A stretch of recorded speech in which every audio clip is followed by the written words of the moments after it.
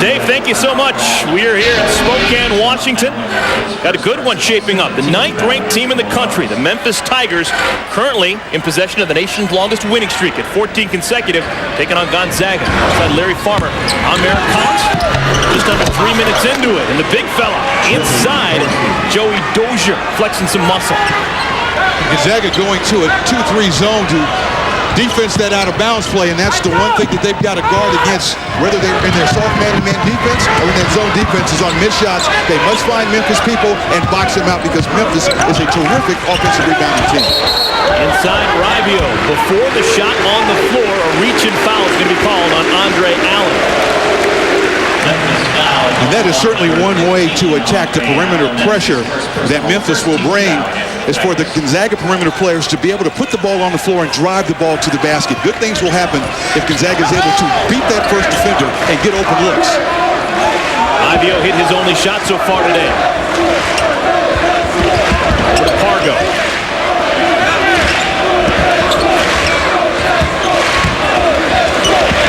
Nice up and under for the freshman Bolton.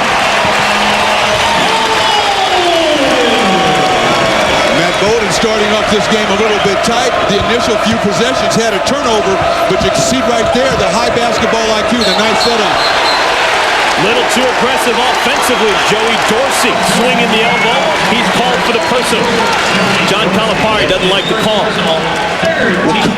Well, Kuso's going to play right behind Dorsey, and he's strong enough to physically match that initial move, so he keeps Dorsey away from the basket and forces a much more difficult shot. Little pressure in the backcourt, easily broken by Rivio. Senior Rivio, left hand, can't hit it. Loose ball run down by Allen. Douglas Roberts, inside, blocked from behind by Kuso. What a start for him. Kuso very fortunate at that time. There was a little bit of contact down low. He's already got that initial foul, so he's got to be very economical in terms of banging and shoving because, again, Gonzaga's going to need his ability to rebound and defend and defensive rebound throughout this ball game. Matt Bolden, freshman from Colorado. Bounce pass over to Pargo. And they're going to call him with palming the basketball. So a turnover gives it back over to the Memphis Tigers. So another turnover. That's now the 4th turnover of the game for the Gonzaga Bulldogs. Just getting started. 15-20 remaining in this one. So glad you could join us. This is a non-conference game for both teams, but a very important game for both teams. Obviously, Gonzaga, they want to see if they can win without their suspended star, Josh Heidfeld. And it's a statement game because you show the committee that you still have a quality basketball team without one of your stars. The same with Memphis. When you go on the road this late in the season and you can get a marquee win, that's very fresh in the committee's mind, and that's exactly where you want that. Now the guy who's replacing him in the starting lineup is Abdullah Kuso. You said he's going to have a good game today, or at least he'd need to have a big game. So far, so good. He's off to a good start. Well, because of his athleticism and his ability to get to the offensive board. He can play above the basket. You see his defense right there. He's got quick hands, but he anticipates and he assumes that the shots are missed. He's got a wide enough body and he's got nice inside moves where he can free that shot. You see right here, there was some contact by down low, but it's that kind of ability to jump and change shots that I think are really the interior defense of Gonzaga. Well, let's talk about the other team. John Calipari, he's brought his Memphis Tigers all the way out here to Spokane. They have just 3 losses on the year. They have the nation's longest winning streak. What can they gain in a game like today? Well, certainly, again, you're playing a marquee team and you're playing them on the road. There have been a lot of things said about Conference USA, whether it's a strong conference or a weak conference. But when you travel this late in the season, all the way across country, you're playing Gonzaga, a team with a great reputation, who themselves have played a lot of marquee teams this year. A win for Memphis, I think, again, really fits to their resume. And talk about a feather in their cap. John Calipari's bunch, 14 consecutive wins. That's the longest winning streak in the country. We actually talked to him earlier today at shoot-around, and Calipari was actually hoping that the Florida Gators would keep on keeping on and keep winning into the tournament, because heavy is the head that wears the crown. When you've won the most consecutive games, people really have a bullseye when they think about you. And he talked about, them losing at some point, and he would, hope that it would be early on in the tournament, so those teams that were fortunate to continue on toward that Final Four wouldn't have to face that very talented Florida team. Well, his counter report, there is Mark Few. 206 wins in 8 seasons. The winningest active coach in Division I by percentage. He wins over 80% of the games he's ever coached. Not bad at all.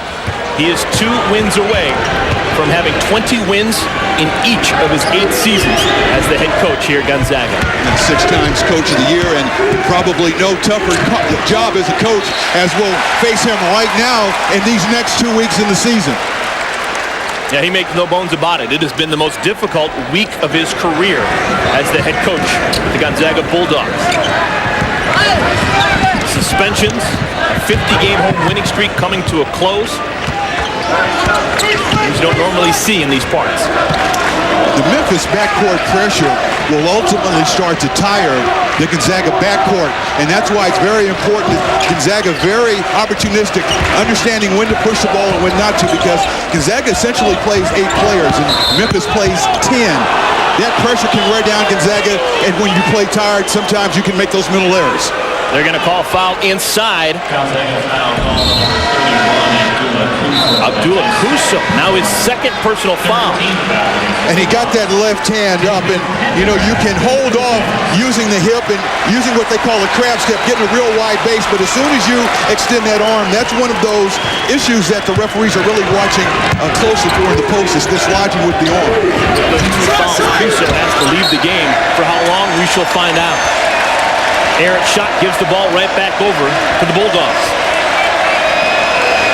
And see, now Gonzaga is going to actually be very small, and you've got Jeff Pendergraph, an undersized inside power player who will give you, everything he's got, but they're going to be at a definite size disadvantage on the inside. Left-handed layup missed by Pargo. Here comes Allen on the run out. Open look, Donnell Mack hits his first shot. Freshman from North Carolina starting to feel it and really become a factor for the Tigers. Turnover and a subsequent foul. Rivio had his pocket picked and commits the personal. Ball's going to go back over to Memphis. Turnovers now starting to mount up for Gonzaga. In attacking pressures, you look to see if you can break pressure and then, of course, apply pressure yourself. So you can beat that initial wave of defense and then push the ball and you have an advantage. You look to take the fast break shot. But I think right now with the turnovers that Gonzaga, they're accumulating, they've got to break the pressure, get in their half-court offense, and then look to get high percentage shots. Memphis, they have forced 4 turnovers so far. Inside, contested shot and a foul. Jeremy Hunt going inside. He's going to have a couple opportunities at the free throw line.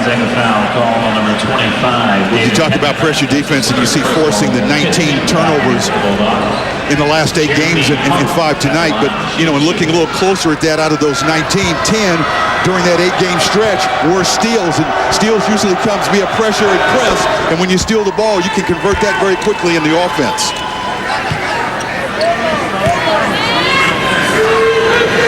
What a special weapon he has been coming off the bench for the Tigers. Second on the team in scoring, almost 14 points a game. An instant offense, much like the old Vinnie Johnson used to be. I know I'm dating myself when I say the microwave, but that same kind of player, averaging about 9 shot attempts per game, but his job is certainly to come in and give offense. Micah Downs wearing number 22 for Gonzaga. Just checked into the game. And a steal. What do we have? Joey Dorsey, his second breakaway flush. And it's a 6-point lead for the Tigers.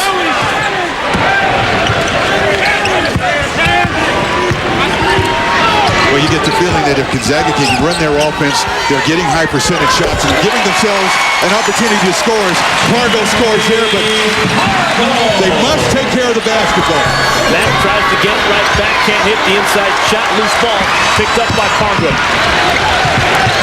There is Micah Downs, just talked about a moment ago. A ballyhoo transfer from the Kansas Jayhawks. Rivio splits the pair. Open look and down. A little bit shy. Memphis, there to hurt coach. Shot is missed in distance. And the Bulldogs coming right back. Alley-oop converted by Micah Downs, and it's a 2-point game. And as long as Gonzaga can get back, Memphis averages almost 80 points per game, so this is how they want to play. Before the shot, Hunt with the travel along the baseline. If Gonzaga can get back on defense and then box out and rebound, that will also get them into transition. You see Joey Dorsey right there with the cock dunk, the emphatic dunk, but 2-on-2, and Micah Downs gets behind the defense.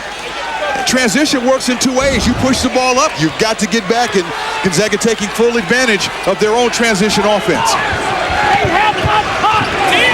Rivio, he's got 3.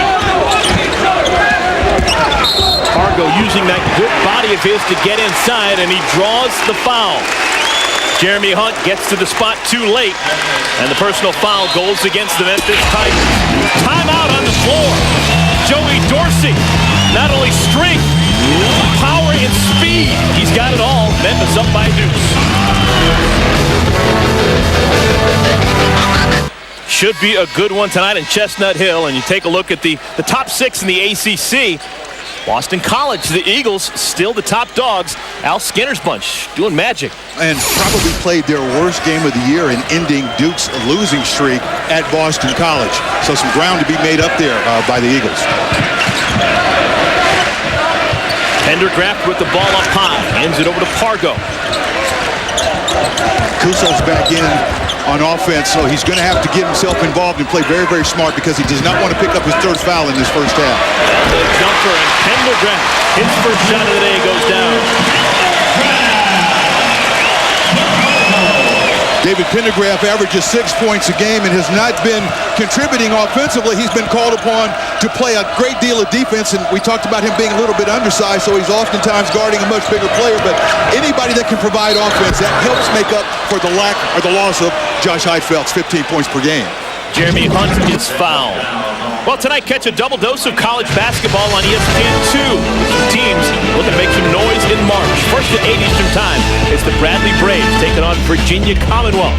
Then, at 10 Eastern Time, the Drexel Dragons against the Creighton Blue Jays of the Missouri Valley Conference. Riley Bracket Busters on ESPN2 today. With Memphis, 7 fast break points and 9 points in the paint, and how many of those fast break points have come via the turnover or the steal? When Gonzaga can get Memphis in their half-court offense and box them out defensively, that has really helped Gonzaga get in transition themselves. Those free throws by Hunt and a 6-0 run for Gonzaga.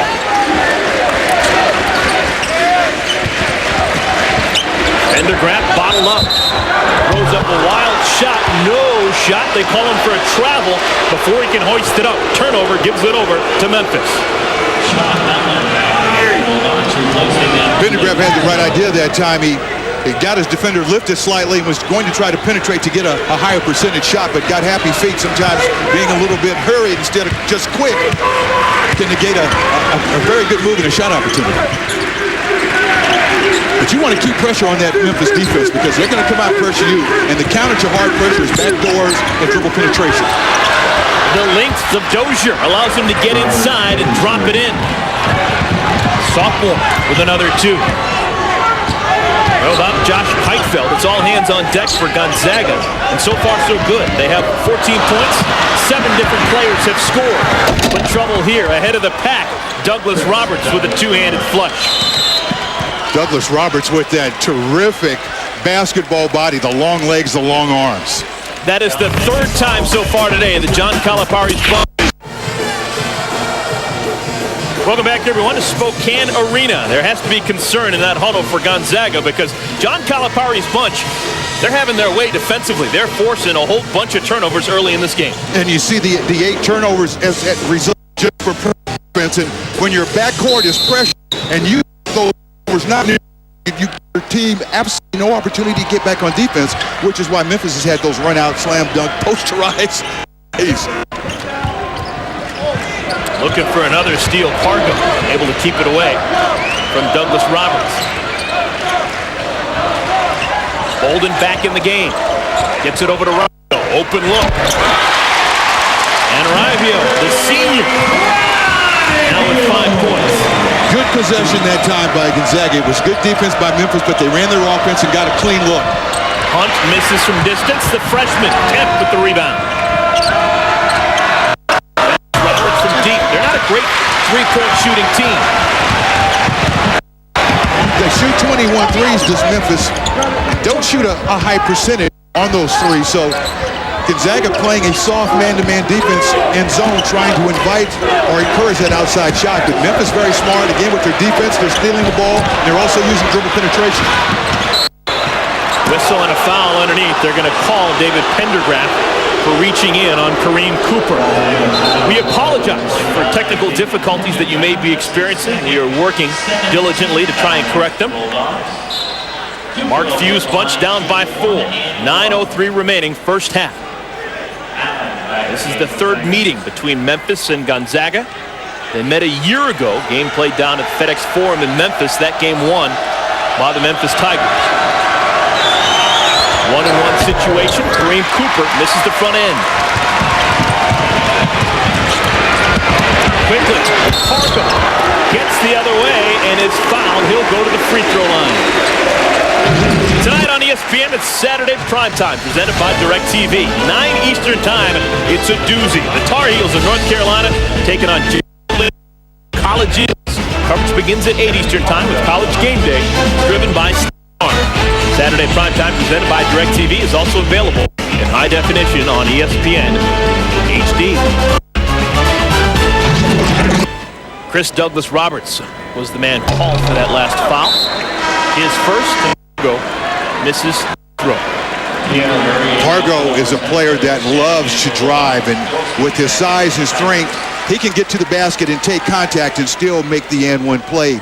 And when Gonzaga can play good defense and rebound and get the ball in his hands, he will find ways to penetrate and drive to the basket and keep pressure on that Memphis defense in transition.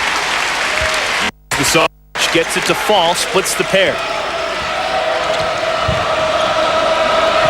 Gonzaga extending their defense now and doing a little press.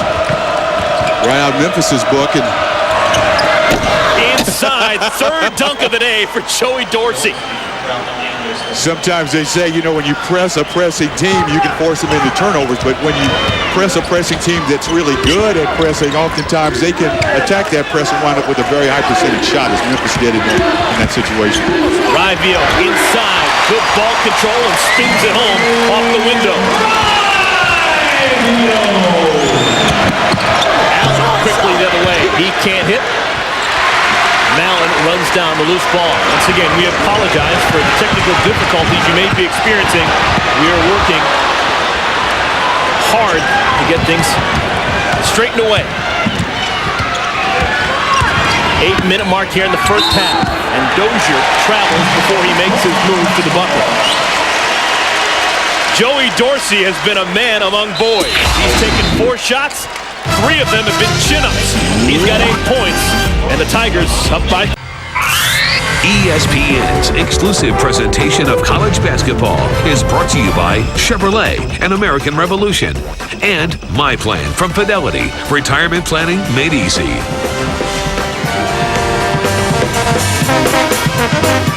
Well, so far the team making sweet music is Memphis. They have 22 points. They're on top of Gonzaga by 3. They've made 8 field goals. 4 of them, coach, have been dunks. Of the high percentage nature. And you see Joey Dorsey, all of these are off steals and just showcasing it. Now Chris Douglas Roberts via the steal gets involved. And in the half-court offense, if you're not accounting for Joey Dorsey, he's very gifted and skilled at sliding behind that defense, making himself available for that high lob pass. Doesn't have to be accurate, just has to be up there. Well, John Calipari's message to Joey Dorsey was heard loud and clear. Didn't play particularly well last 2 games against Tulane and Tulsa, but he has come alive so far today. When you set down a starter and you set him down for lack of play, intensity, that's exactly how you expect him to respond. Not to sulk, but to come out and play with evil intentions. Yep. That's demonstrated on those dunks.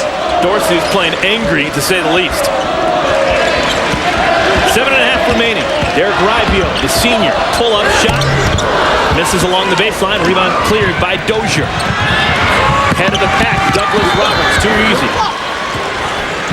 Douglas Roberts. And when that shot clock ran down, Memphis aware that Derek Ravio is a player that will go one-on-one. They really pressed into him defensively and forced him to put the ball on the floor, and Ravio getting the kind of shot that was much more duress than he would like to have taken. Pierre-Marie Altidore Cespedes misses from outside. And a foul is going to be called on Bolden. Foul, number 15, Matt Bolden. That's his first personal 8th team foul against the Bulldogs. That's the 8th team foul against Gonzaga, and so we'll have free throws coming the other way. That's one concern for Coach Calipari. His team doesn't shoot free throws particularly well on the year. Just a 62% free throw shooting team. But they get to the line quite often because of their attacking style, and so the more you shoot, the more points you're going to get, but they certainly rely on their ability to get to the basket to generate offense.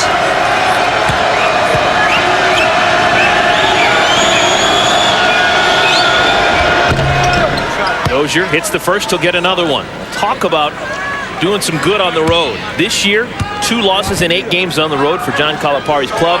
A year ago, just 1 loss on the road. And that's absolutely amazing. As difficult as it is in Division I basketball to win on the road, Coach Calipari winning 63% of his games on the road. That's good scheduling. Yeah, doesn't help when you got the talent he's got either. Absolutely. You know, winning on the road is so much different. The calls, the environment, the ebb and flow, the opportunity for mistakes certainly aren't as great as they are at home. Another turnover leads to a foul call underneath. Trayvon Willis had just checked into the game. He found the loose ball underneath the basket, and he's going to go to the free throw line. Foul call number 15, Matt Bolden. That's his second personal. Matt Bolden called for that foul, his second. And the pressure defense on the baseline, and with Ravio and Pargo in the game with Bolden, you're essentially playing with 3 guards. You do that for a variety of reasons, but certainly you expect 3 guards to be able to take care of the basketball and get it across half court without turning the ball over. This is what they do best. They force turnovers. Last 8 games, forcing close to 20 a game already tonight. They're in double digits, forcing 10 Bulldog turnovers. And you know, you don't mind turning the ball over, especially if you're trying to make the extra pass, but it's just not being alert and then making the bad pass that you have to avoid when you play against a team that gets in transition as well as Memphis does. Pargo. That's a big shot for him, confidence-wise. If Jeremy Pargo can hit that shot, he's a world beater. It just opens up everything else that he does. Joey Dorsey, his 4th dunk of the game. He's 5 for 5 from the field.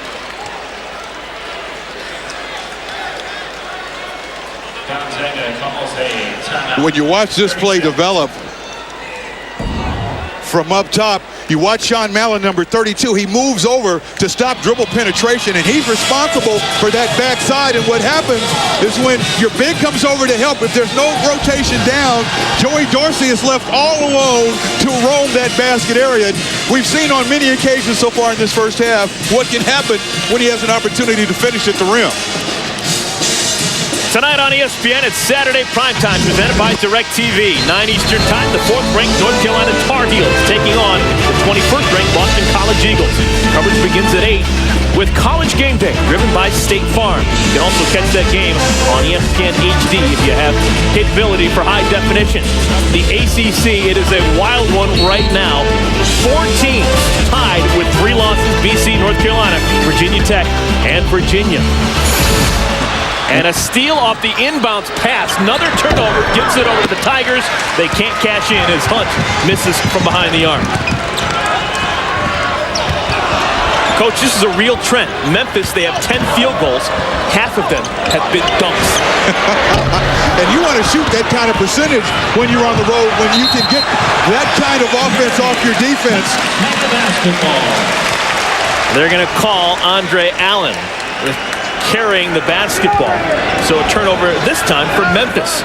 Now, normally, Mark Few's team, they don't turn the ball over very frequently, but today, different story. They're an up-tempo team. Gonzaga averages about 78 points a game, and whenever you transition as much as they do, you're going to create more turnovers. But not taking care of the ball and turning it over on the perimeter, again, puts you right back on your heels, and Memphis has had numerous advantage fast break situations because of their defense.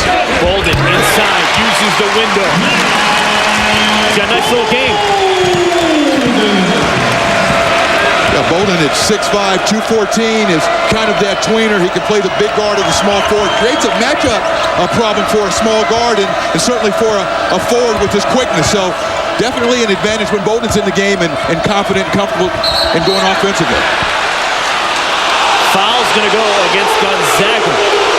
No shot before the shot. Sean Mallon called for the personal. But you see the post up right there, and Bolden very comfortable in that post with his back to the basket, and his versatility as a perimeter player, when you can play on the inside and on the outside and create offense for yourself that way, not only do you give your team a chance to take advantage of a mismatch, but get to that free throw line as well. With that foul on Mallon, it's now 10 team fouls for Gonzaga. That means 2 free throws the rest of the way for the Memphis Tigers.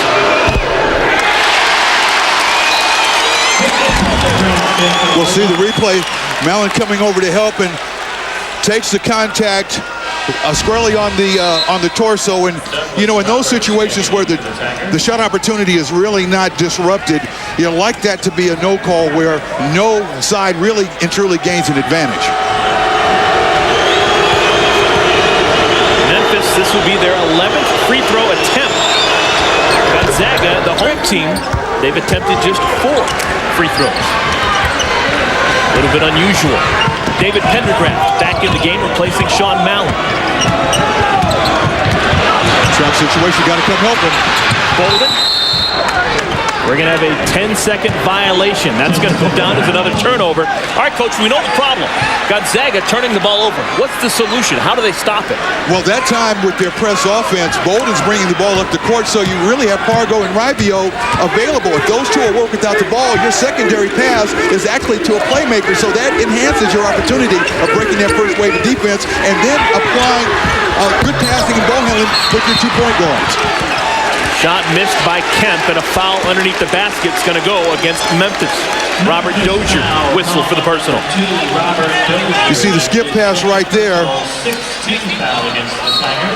And then the two players get tangled up. And a lot of times when you see officials start to call the game as closely as the last couple of calls have been made, that's their way of really trying to keep all of the contact under control so play doesn't get out of hand. And if they're going to do it, you want them to do it early in the game so the players aren't penalized later.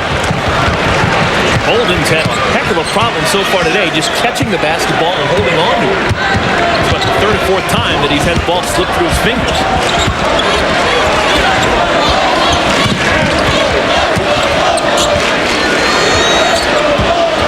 Ribio up high, guarded by Hunt. 10 seconds on the shot clock. Shot missed by Pargo. Offensive rebound. Kuso can't convert.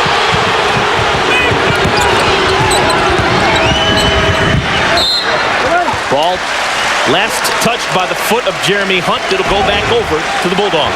You see right there, Kuso back in the game with those 2 fouls. Does a nice job of getting that offensive rebound and really got solidly whacked across the arm by Antonio Anderson, but Anderson getting away with that one. But that's the value that Kuso brings to the game, is that quickness, that athleticism, his ability to get to that offensive glass.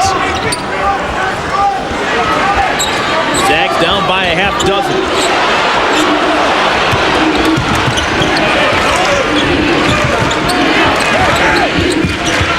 Pendergraft gets inside. Strong move, and he's fouled. Foul on the shot, and he'll go to the free throw line. Jeremy Hunt doesn't think so. Again, the players have to adjust, and as those calls start to come and they're being called a little bit quicker, and Conference USA officials making those calls, the players have to quickly adjust when the referees change exactly how closely they're calling the game.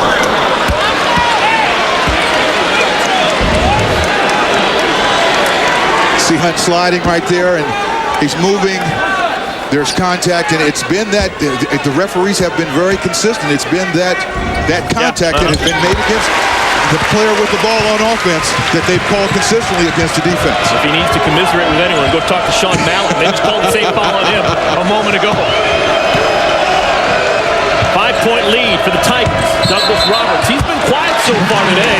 He's whistled for the traveling violation. Turnover gives the ball back over to Gonzaga. Timeout on the floor. John Calipari's bunch trying to hold on to a 5-point lead. Dave, thank you so much. We will be watching. Well, here, uncharted waters. Gonzaga, they're trailing Memphis by 5 here in Spokane. Let's take a look at tonight's home team advantage brought to you by Lowe's. Well, you see right there with the 11-3 overall record, having won 8 straight. Normally, Spokane is friendly beyond friendly for the Gonzaga Bulldogs. 56 consecutive wins here in this city. Jeremy Pargo with 2 hands. That 56 Spokane winning streak coming to an end on Monday with that loss to Santa Clara. That wasn't here at the Spokane Arena. It was actually played on campus. Inside, Allen. Can't hit it, out of bounds. It'll go over to Gonzaga. A lot of times against a team that's applying a great deal of pressure on the inbounds, you can run one of your players out, and in that case, it's Jeremy Pargo. He gets a 2-step advantage on the defender that's in front of him, denying that initial pass to him, and then that strong finish does the rest. That will really soften a lot of the initial pressure that some teams will put on you in denying that inbounds pass. You know, Eric, you talked about the home court advantage, and certainly without a Josh Heupel, we talked about his points, but all of the other problems that he creates for the defense, having to double team him, putting a big man on him, his ability to drive around the basket. You know, they were able, Gonzaga, to win their first game with the news fresh in their minds, but life without him, I think, really hit home when they lost here to Santa Clara. So it's all about regrouping now, players stepping up and playing other positions, 3s having to play 4, 4 having to play 5, all 5 having to defend and rebound to make up for the loss. Would having Josh Heupel here help the turnover problem that Gonzaga has had so far in the first half? Well, I think so, because now you've got a 6'11" athletic player who can come up the middle of the floor in your zone press offense, and you could throw the ball high to him and he can go up and get it. Now, are you going to turn that into offense? Maybe no, but you're going to break that press, and you've got another player that's very comfortable in catching the ball and then making passing decisions. Well, we have a timeout on the floor. It's an official's timeout. They're huddling up over at the scorer's table. Not exactly sure what this is all about. I'm being told that the clock didn't start after the dunk by Jeremy Pargo. You mean with all of the dunks that have transpired, the timer was so thrilled to see the other team do it that he forgot to press the button. Let's see if we can get a look at when this clock was last working. After the timeout, they threw the baseball pass to Pargo.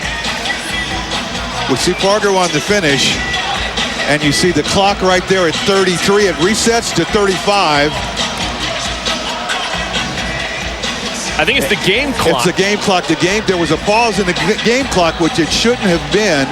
There was a reset on the shot clock, so it looked like there's probably a 2 or 3 second differential. Splitting hairs, but they want to get it right. And that's the important thing. You want to make sure you get it right. 2 or 3 seconds in the first half might not be a big a deal, but that might be a big deal, a huge deal in the second half.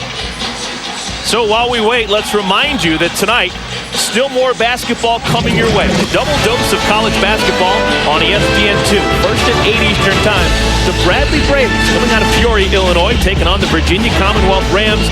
Immediately following that one, 10 o'clock Eastern Time, the Drexel Dragons and the Creighton Blue Jays doing battle. O'Reilly Bracket Busters on ESPN2 later this evening.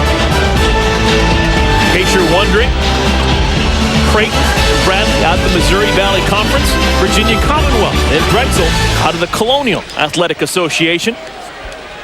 All 4 of those teams off to good starts in the 2006-2007 season. And what a great opportunity for those teams that a lot of fans across the country don't have an opportunity to see. And, you know, in a couple of weeks when everyone is filling out their brackets, it gives them an opportunity now to understand which teams out of the conferences that they don't get an opportunity to see very often, some of the terrific players and coaches, and see exactly how good those teams and conferences are.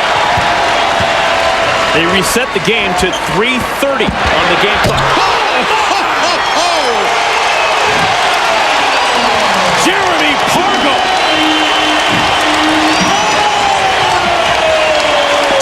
Did someone say slam dunk contest was in Las Vegas. I think we got it here.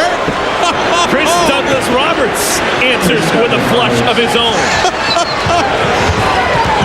I think both coaches are going to have a little bit to say at halftime about transition defense.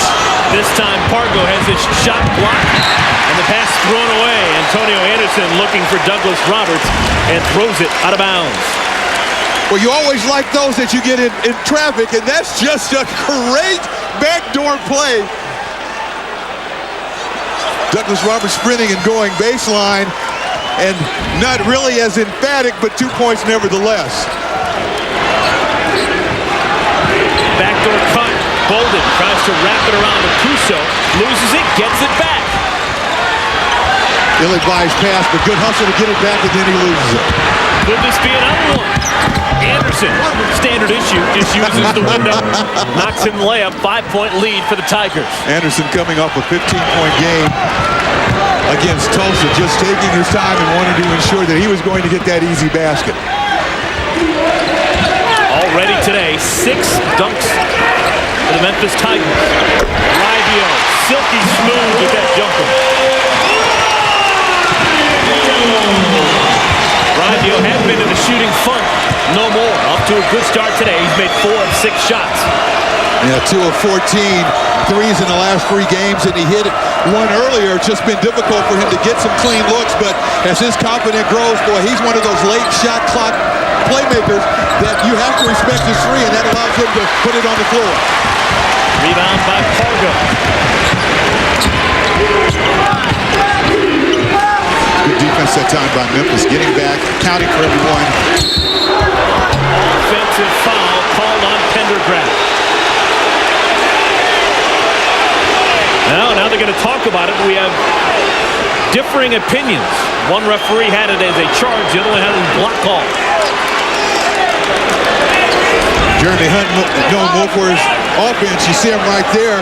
He's moving, and he's really not in a great defensive position. You want to see the defender with his knees bent, feet spread, moving to the side, which is allowable. You can move on defense and still take the contact. When you take it on your side, that's really not a guarded defensive position, and I think that one should have gone against the defender. The contact was made on the side. When you have differing points of view, you call a double foul. That's what they did. So it's a foul on Pendergraft and a foul on Jeremy Hunt. And because of it, they'll use the possession arrow and give the ball to Memphis. When you're as deep as Memphis, that really hurts Gonzaga more. And you see right there, the contact is not made squarely on the torso, but more on the side. And they're the difference of opinion. If Memphis again plays 10 players deep, so if they get a player or 2 in foul trouble, that's really not going to hurt them as much. But with Gonzaga, you only play 8 or 9, and you're not that deep, and you don't want any frontline players getting assessed fouls that they're not committing. With those fouls, that now means that Pendergraft has 3 personals. That now means that Jeremy Hunt has 3 personal fouls. Take a look at the tournament resume for the Gonzaga Bulldogs. Overall, 18-8. But the strength of schedule, 86. Their RPI, 69. This is their ESPN.com inside RPI. Are they in trouble if they don't win the West Coast Conference tournament? I think, again, based on the body of work that the Bulldogs have put in, playing on the road against the quality of opponents that they played, I think if they can get to about 20 wins, be that a combination of winning a couple of games at the end of their regular conference season or winning a couple of games in their conference tournament. I think as they approach 20 wins, they're going to be a bubble team, but I think that gets them in a position where they have a chance to be between an 8 and 12 seed. Knocking off the 9th-ranked team in the country and the Memphis Tigers would be a big feather in their cap. Inside, bucket in off the glass. Douglas Roberts keeps on keeping on with that solid offensive game he had. He's so silky smooth, and he's got that perfect basketball player's body, the long extension, the long legs. He gets places off the dribble, creates easy shot opportunities for himself.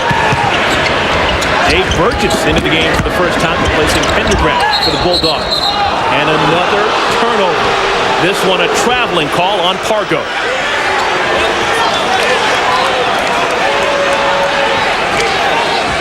Pargo usually very specific about the business he wants to take care of when he gets that ball into the lane. You see the 15 turnovers due to the pressure defense, but that time Jeremy Pargo penetrated and jump stopped and really didn't have his mind made up. You penetrate to score, and if you go in there with any other intention, oftentimes the defense can take that away from you.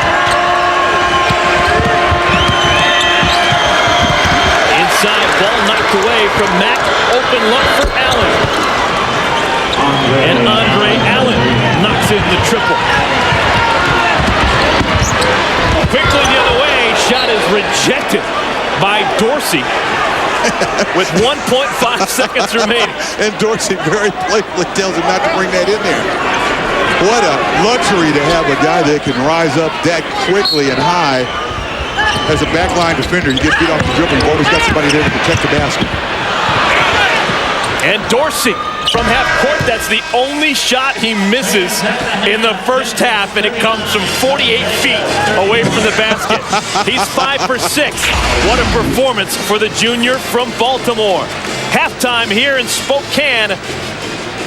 Let's send you now to the UPS halftime report where Dave Repson is standing by. Gonzaga's Kennel Club, they have seen an impressive 20 minutes of basketball by the Memphis Tigers. They lead Gonzaga by 8 points at the break. Alongside Larry Farmer, I'm Eric Collins. Well, geez, Larry, that defense for Memphis, it is as suffocating as we had heard. It really is, and it's done with a great deal of ball pressure, and Gonzaga not taking great care of the basketball. Right there you see Willie Gift jump that pass and then hand it off to Joey Dorsey, and he does the rest. But Joey Dorsey in a triangle on the help side with great vision and a great finish. Another steal right there, an errant pass by quick Douglas Roberts, and he finishes. When Gonzaga has been able to take care of the ball and get in their half-court offense, they've done a great job of running their motion offense. And right here, as you see as they get into it, there's going to be a screen offered here on the baseline and a screen offered here for Raivio. He's going to use the screen right at the top. Right here now, as he comes off that screen, he's going to square his face. Everyone is aware that he's going to shoot it. So you get excellent board coverage. You get a wide open shot in the half court with great board coverage, and you get a guy back on defense. Mark Few, his team, they normally get such a huge helping hand from the fans here in Spokane. They have not lost back-to-back games here in Spokane since 1995, 12 years ago.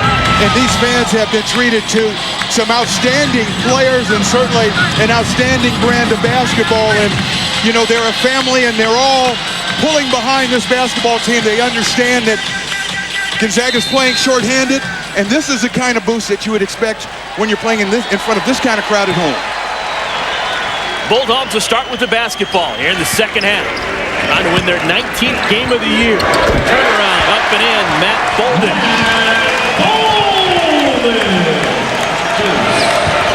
Big story in the first half. Dozier and Dorsey combining for 18 points, missed just 2 shots in the field. Inside they go to Dorsey. This time left-handed half hook, no good. Might have been the second toughest shot Dorsey's taken all game. The one at half court being the toughest. Dorsey's only miss in the first half coming on a desperation heave at the buzzer. Raivio in and out. And a foul going for the rebound. Abdullah Kuso called for the ticky-tack. That's his 3rd personal foul. Something he could ill afford to get that early in the second half. Kuso did a nice job of getting involved offensively, setting screens and getting to that offensive board. Certainly his defense and his defensive rebounding are what Gonzaga needs on the inside. So that 3rd foul is going to hurt them. Maybe force him to play some zone to keep him on the floor and protect him a little bit. Inside, Kemp Hanks can't hit. And the ball is going to stay with the Memphis Tigers. They actually call it foul. And I was just talking about Kuso not picking up that foul, and you see even in the zone, they went right at him again. And, you know, he's got to really be smart. You want him to be aggressive, but, you know, if he gives up a layup, he's got to let that layup be made and then get down the floor where he keeps himself in the ball game. That foul called on Derek Raivio, his 2nd.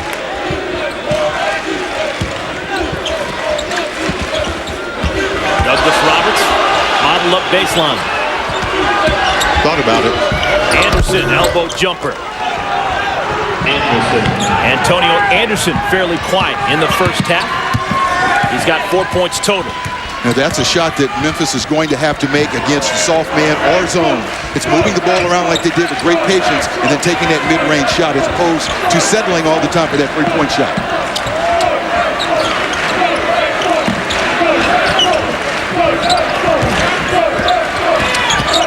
Fargo gets inside. And we're going to have a blocking foul called on Willie Kemp, the freshman from Memphis. Fargo making up his mind on the perimeter, does a nice little crossover move right there, and Kemp maybe just half a slide away from regaining a solid defensive position, but didn't get there, and Fargo drew the foul. Good inbound play. Mallon with the hoop in the harm. And maybe more harm than he thought. He's down in pain on the floor, walking gingerly now to the free throw line.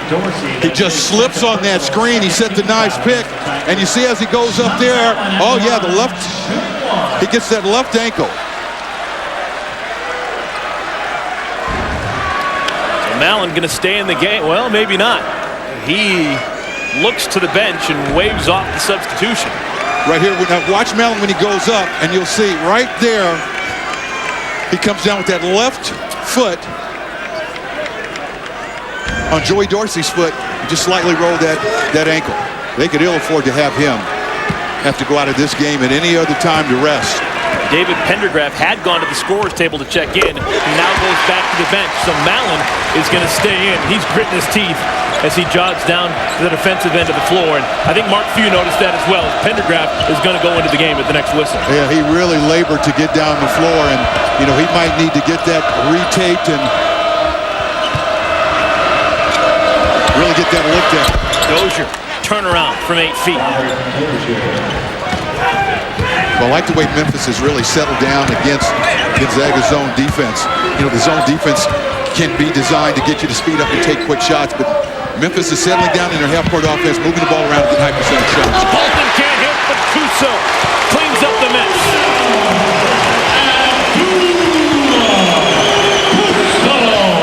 Kuso can figure out a way to stay in this ball game and not pick up that fourth foul. But he can stay around that offensive board. He can make good things happen. And a rare outside shot hit by Memphis. Antonio Anderson just 23% from behind the stripe, able to knock in the triple. 18 of 74 from behind the arc. But he shot that one like he expected it to go in, and that's what you want a player doing when he's not comfortable shooting it. At least make you think that he thinks he can make that shot. Fargo up and under. Can't get it. Kuso the tip, no. Loose ball run down by the Tigers. 2 in a row, possibly. No worries. Antonio Anderson looks the numbers in the eye and says, I don't believe it. I can hit that shot. And he's got a terrific stroke in great form, and he's getting his feet set slightly wider than the shoulders. He's elevating into it. Largest lead of the game for the Memphis Tigers. Gonzaga Bulldogs, are they on the ropes? We shall find out. Timeout on the floor. The Memphis Tigers have made the pilgrimage out to Spokane, Washington, and so far so good. They lead Gonzaga by 11. Right now, everything Coach Calipari draws up is working. It really is, and against the zone defense, you talk about good ball movement and good man movement. One of the soft spots in the zone is at the free throw line. You see Douglas Roberts passing the ball out to the point guard, Robert Dozier, and he's just going to wait, until Robert Dozier slips into that free throw line. That mid-range shot is going to be there without forcing or pushing it to the basket. So again, good ball movement, good man movement.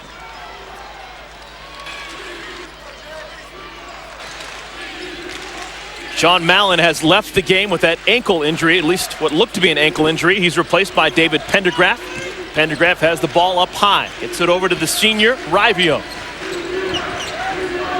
Really trying to post up Bolden here in the second half. Can't get him the ball. It's good defense. Ball knocked out of bounds. It will stay with Gonzaga, but with just 3 seconds remaining on the shot clock. Timeout on the floor. When we come back, we'll take a look at our Farmer's Almanac. Larry Farmer will break down the tournament chances of both Memphis and Gonzaga. Welcome back, everyone, to the Spokane Arena. Memphis Tigers on top of Gonzaga by 11. Time now for our Farmer's Almanac. And let's take a look at the RPI, about the Bulldogs and the Tigers. Well, you see the RPI right there with Memphis being at 9 and Gonzaga being at 69. The conference RPI for Conference USA at 11. And, of course, the WCC at 14. Strength of schedule, obviously not in favor of Gonzaga. They're up in the 80s. They need this win today to prove that they can beat a good top 10 team. And especially without having a great players. That was a great play. Derek Rivio, the senior, with the shot clock winding down, able to make a very difficult shot to keep the Bulldogs in this one. Coach, you still believe that even playing without Josh Heitfeld, that this Gonzaga team, if they don't win the West Coast Conference, that they should be, or at least could be, an NCAA tournament team? I do, and I think that the tournament committee will reward a team for the work that they put in. And when you play as challenging a schedule outside of the conference as Gonzaga has played, I think you reward that. I think if they can win again around that 20-game mark, I think they put themselves in a position to make a strong argument for getting in. The seed is probably going to be somewhere between 10 and 12 if they're not able to finish strong and win their conference tournament. There's a steal and a foul. Andre Allen will go to the free throw line. He is pushed by Matt Bolden. Let's take this time to go back to Sports Center for a 30 at 30 update with Dave Revson. Dave? All right, Eric. Kevin Harvick picking up right where he left off. The defending Busch Series champ wins the season opening Daytona 300. Dave Blaney was second. Carl Edwards third. And back to the college hoops. The nation's longest winning streak is over at 17. Florida falling by 13 at Vanderbilt. Details Sports Center at 11 Eastern, ESPN News anytime. Dave, thank you so much. With that loss by the Florida Gators, that now means that the Memphis Tigers have the longest winning streak in the country. 14, trying to get it up to 15. What was that Coach Calipari told us today at the shoot-around, that he wished that Florida would continue to win? And so now the onus is going to be on Memphis having that longest streak. Heavy is the head that wears the crown. Allen misses. Rebound cleared by Dorsey. He is just a physical presence. Inside, Allen. Off balance, no good. Rivio. Oh, my! Inside. He's got gravel in his guts. The guts of a burglar to attack the shot blocker really got into Dozier's body, and just an awfully difficult shot he made look easy in transition. Donnell Mack, the left-hander. That's the third three-pointer made in the second half by the Memphis Tigers. And all coming from that same spot, and they're playing with great patience. They're getting the board covered. They're not rushing that shot. The players from Memphis are assuming that that shot's going to be taken, and that's exactly how you want to execute your half-court offense.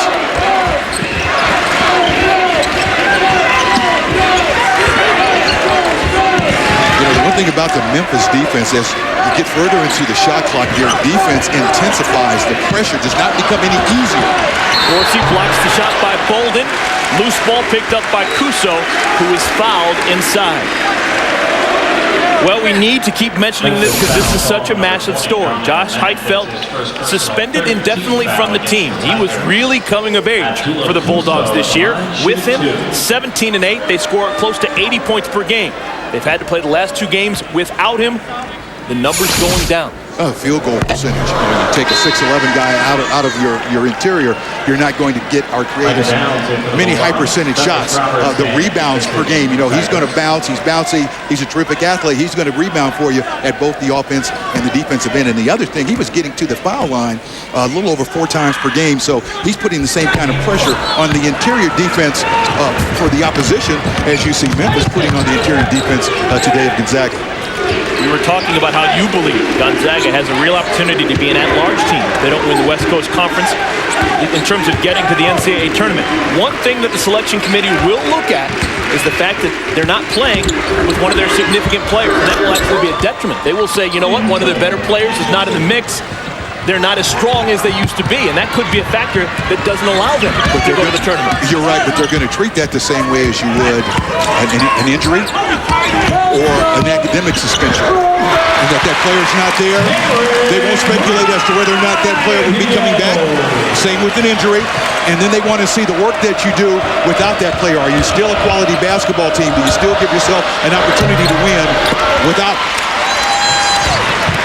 After the nice layup by Rivio, shot missed on the outside from Dozier, and quickly the other way, Kuso is fouled. He's been a lot stronger here in the second half.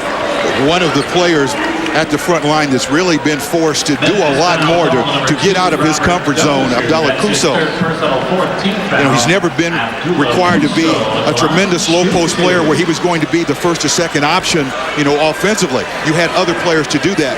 But again, that's the Heidfeld factor. With him not being in there, other players have got to find ways to manufacture easy shot opportunities. Yikes. Well, Gonzaga, they're now just 4 for 10 from the free throw line. And how unusual is that? Well, they're currently 6th in the country in free throw shooting. Normally a 76% free throw shooting team, but they got the wrong guy shooting right now. You want Rivio shooting. He's made 42 in a row. Kuso splits the pair, and the injured Sean Mallon back in the game. Coach, looks like he's nowhere close to 100%. And you've got to applaud his courage, and you hope that he can get out and move in this zone or man-to-man defense, because that's where he'll really be challenged. It's not so much on the offensive end. I think you might be able to hide him and play around him, but on the defensive end and boxing out, that's where he's really going to be challenged. In case you missed it, this is the play in which Sean Mallon was injured. Just a couple of minutes ago, a drive to the basket, and he comes down awkwardly on his left ankle.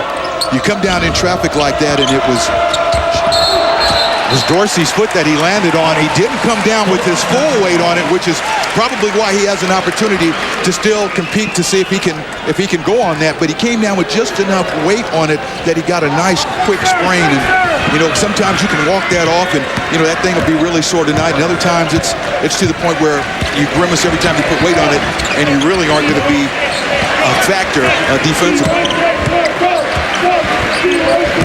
Fargo over to Pendergraft. Over the outstretched arm of Dorsey. Shot is missed. Loose ball corralled by Anderson.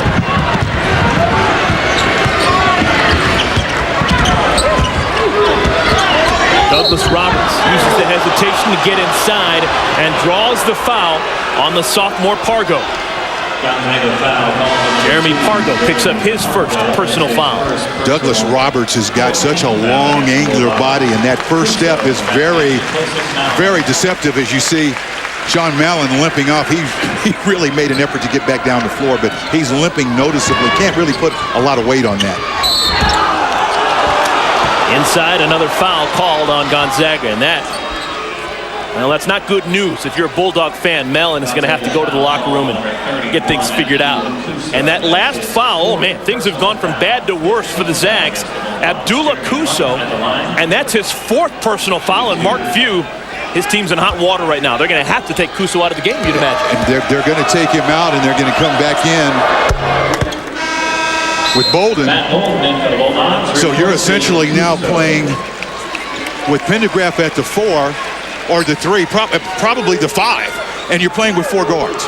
So Gonzaga's really going to have to, whether they be in a man or zone, make sure that they pressure the ball, but they've got to get 5 players to that defensive board because they are grossly undersized. In essence, with Kuso on the bench with 4 fouls, Mallon in the locker room, and Heidfeld suspended, they're playing without the 3 best big men against the 9th-ranked team in the country. That's, you know, a team that's athletic and quick and deep, and you know, this is a part of what the coaches and players are going to have to adjust to and manufacture different lineups that can get them through some stretches, and you know, and hopefully not put themselves at such a disadvantage when they have to play small ball. This is certainly small ball.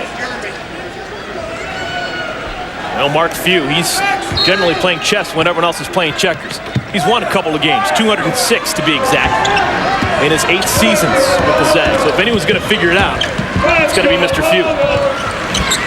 Very creative lineup where you'd have some advantages now as you move the ball around. You might have some advantages where you can drive the ball to the basket as Downs did that time. Got to be a little bit more patient and not rush it. This is the end where it's going to be important to box out. Oh! Rebound snatched down by Pendergraft. Crowd starting to get into it. Oh! Downs can't corral it. Gets his own miss, though.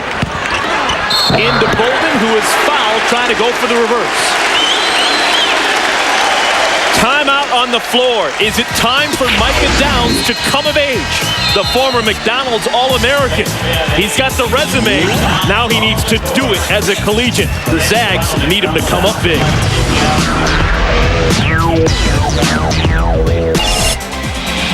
Thank you so much, Dave. Yeah, that Nevada team, they've got it going on. They got their Belkow and Fazekas, and they've got a lot of nice role players as well. Ramon Sessions, a terrific player off the dribble, but Fazekas is alone with his size and ability to score both inside and outside. You talk about a mid-major with a chance to get deep into the NCAA tournament. That's my pick to be a big surprise. Well, Gonzaga's version of Willis Reed has limped back to the bench. Sean Mallon with that ankle injury. He went to the locker room a moment ago, and now he's back on the bench. And if he's able to give them anything, that would be a tremendous boost. Because with 11:36, Kuso with 4 fouls is going to have to sit for quite a while. And this is that small lineup that did such a great job a couple of days ago in coming back against Santa Clara. You've got a lot of shooters on the floor. You've got players that can make plays off the dribble for the Zags. But Memphis has been getting to the basket and sharing the basketball, taking high percentage shots and getting to that offensive board. So quite a task ahead for Gonzaga. Memphis just staying with what they've been doing all game long, being patient on offense, making the extra pass and getting great shots. Micah Downs, they need him to play with confidence.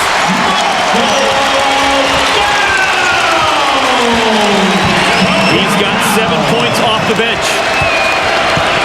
Mark Few makes no bones about it. If his team's going to replace Heifeld and his offense, they need Micah Downs to be front and center. He's still finding his way, according to Coach Few. And that's almost not fair on the inside. Pendergraft really battling inside with Dorsey. Pendergraft giving up about 50 pounds. Andre Allen up high. Over to Douglas Roberts. Allen. Contested shot, can't hit it, gets his own rebound. Over to Dorsey. And Dorsey misses inside. He thought he was fouled. Might have rushed that shot a little bit.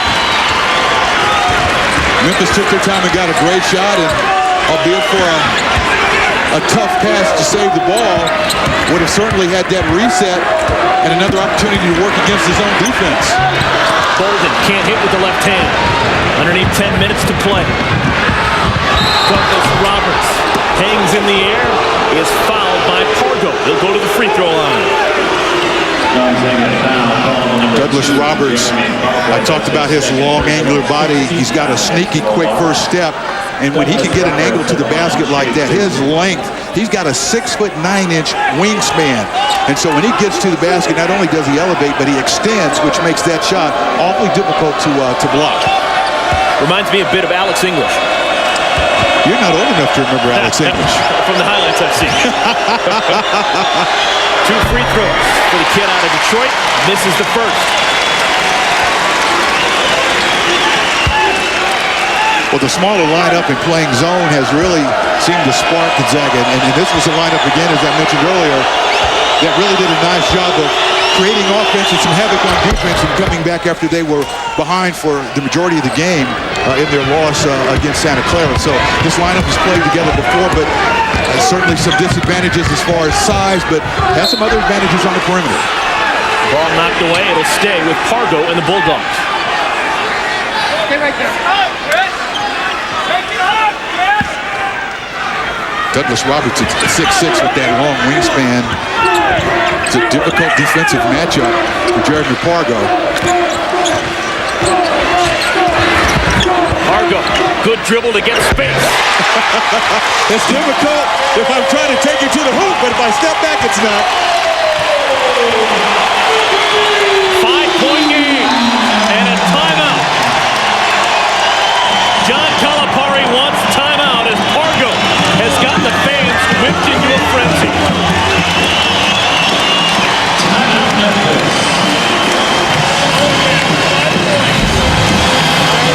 watch Pargo right there. He's going to cross over and step back.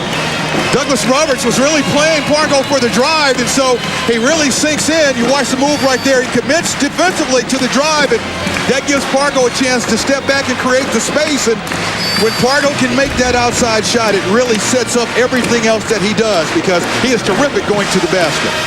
Well, Mark Few's team, they know a thing or two about winning big games. They have been tested all season long. These are some of the games that they have played and won. Remember, they beat North Carolina. They beat the Tar Heels. They beat the Washington Huskies when Washington was ranked 8th. They beat Stanford back in January, a game in double overtime, and they beat Kevin Durant, the Texas Longhorns. And then you even take it a step further and you look at some of the games that they lost. You know, Butler jumps to mind. They're in first place in their conference. And when you play a quality schedule like this, that was my point. You know, the tournament committee says that they look at teams that don't just play games to rack up wins for the postseason. They look at teams that really challenge themselves and play a higher quality of basketball. And that's why I think Gonzaga gives himself that secondary opportunity to be above a team. Anderson misses, rebound, Downs. And Downs is tied up.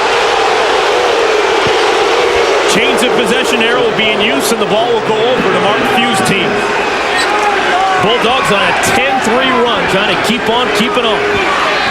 And with all these guards on the floor against pressure, Gonzaga should do a much better job of getting it up the court without turning the ball over. And you've also got a lot of decision makers now on the perimeter. And you see the difference in turnovers right there. 15 in the first half to just 1 in the second half. And that'll keep you in a ball game. Douglas Roberts on the wing, guarded by Pargo.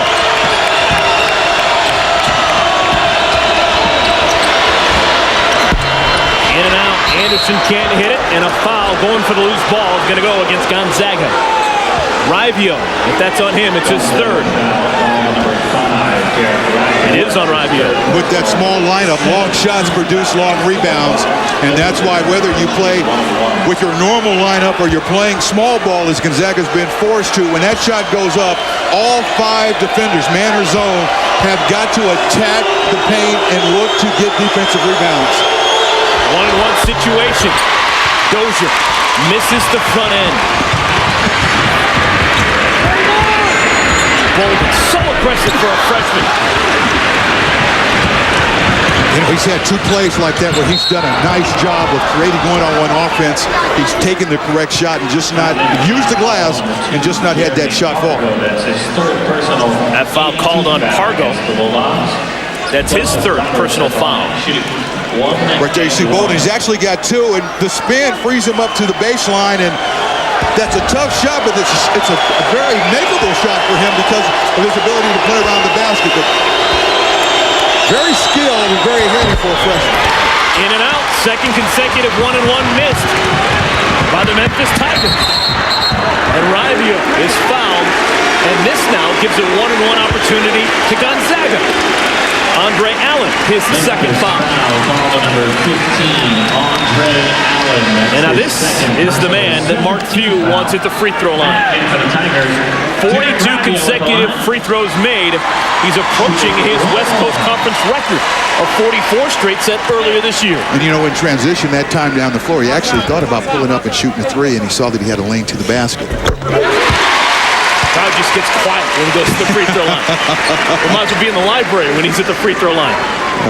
He's taking people to school from the line, and there are lessons to be learned about the great concentration. His free throw percentage has gone up every year. His freshman year was 83, sophomore year 90. He cooled off last year to 91, and he's up to 96 and counting now. So a testament to his ability to keep working on something that was already good. Didn't hit the rim on either attempt. 3-point game. Fans getting into it.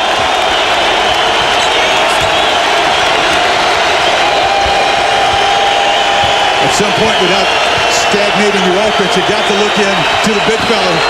See Dozier posted up. He's got Pendergraft guarding him, and everybody from Gonzaga is sinking. Shot clock down to 4.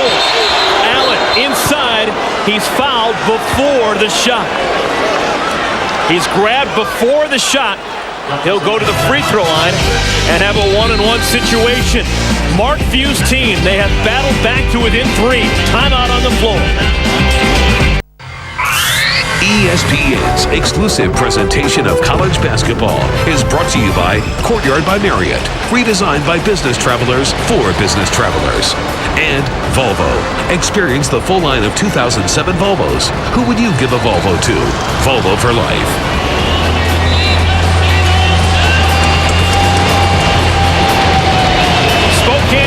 River here in Spokane, Washington. This neck of the woods, it washes up real nice. The largest city in between Minneapolis and Seattle. And this is the place that John Stockton calls home. John Stockton came to today's game the 16th all-time leading scorer in the history of Gonzaga basketball. He's going to go home the 17th leading scorer in the history of Gonzaga basketball, Derek Rivio. He's got 17 points. He has leapfrogged his idol, John Stockton, and he is now one peg ahead of John Stockton, the all-time scoring list. And how exciting that has to be for Derek Rivio and his family. You know, when Rivio was a freshman, they compared him to Dan Dick Allen, Blake Stepp, and that was certainly an awfully big shadow and shoes to try and fill and live up to. But his impact here on this program and what he went through and how he's developed as a basketball player, I think he etches his name along those same lines as one of the great point guards to come through this, one more of the great point guards to come through this Gonzaga program.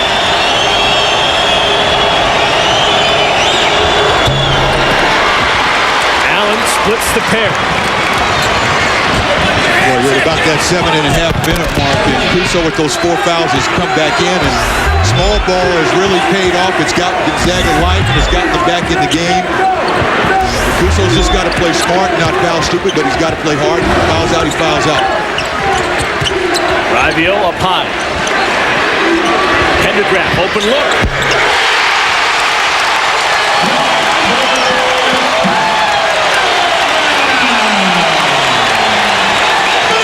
We've got a game. 1-point game. 7:03 remaining. Memphis, they've made just one field goal in the last 6.5 minutes. That's a problem. And Dorsey has not gotten a touch in quite a while, and you know, with the size advantage that Memphis had for 5, 6, 7 minutes, you probably wanted to look inside a time or two to see if you could get him involved. Uh-oh, if that's on Kuso, he's cooked. Foul underneath, and if that's on Abdullah Kuso, his night is over. Oh, they call it on David Pendergraft. Pendergraft now with 4 fouls.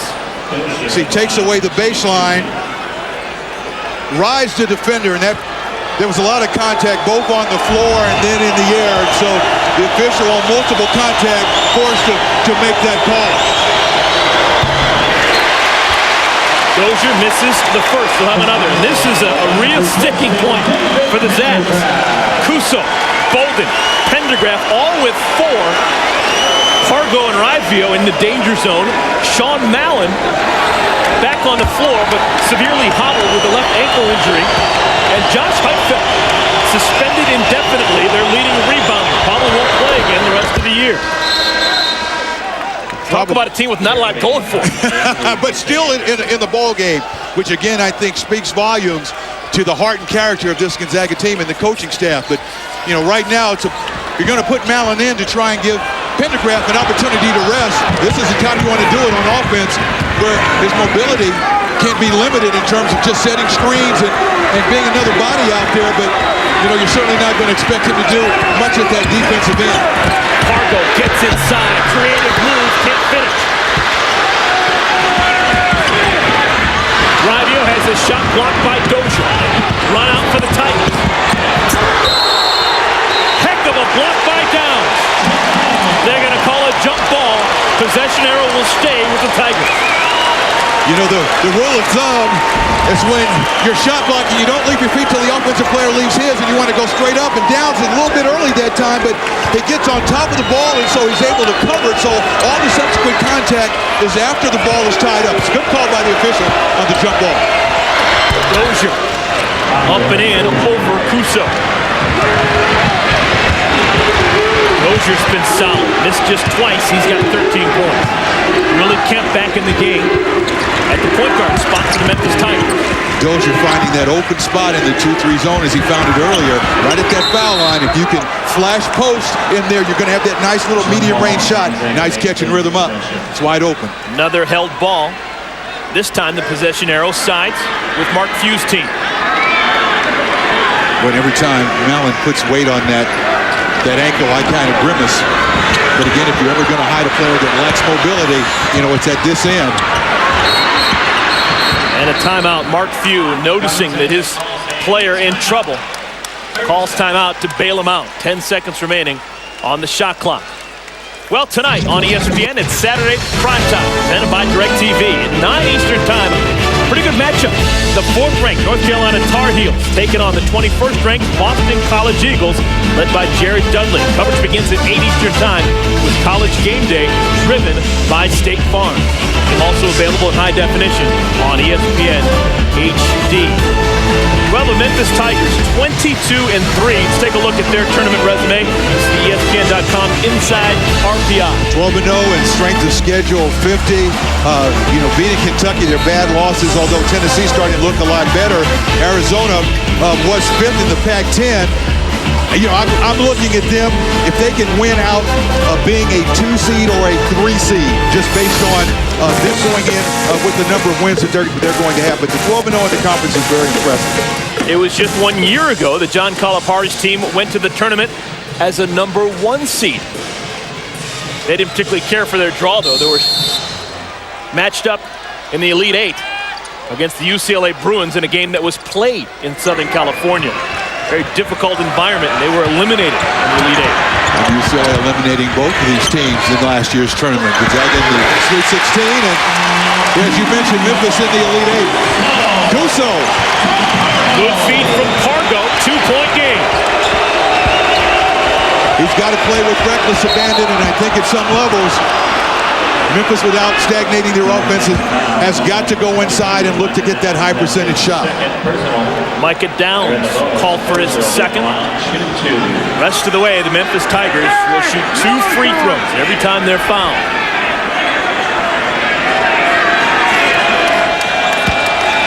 Robert Dozier's been busy at the line. These will be his 8th and 9th attempts at the strike.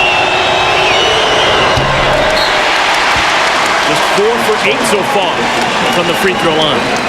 John Calipari's bunch, normally they struggle at the line, just 62% as a team. Dozier didn't play well in the last game against Tulsa. Got himself in foul trouble, but has made a home in the at that free throw line area against his own. That short jump shot.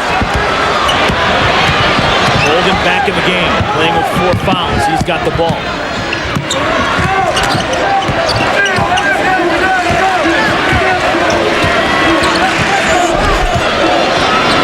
Gonzaga very patient, spreading the floor, trying to take advantage of any mismatches. Downs bottled up over to Bolden, who continues to struggle with his handle. Well, he's been really guarded closely. Rivio, no chance. Kuso has his shot blocked as the shot clock buzzer sounds. Shot clock violation.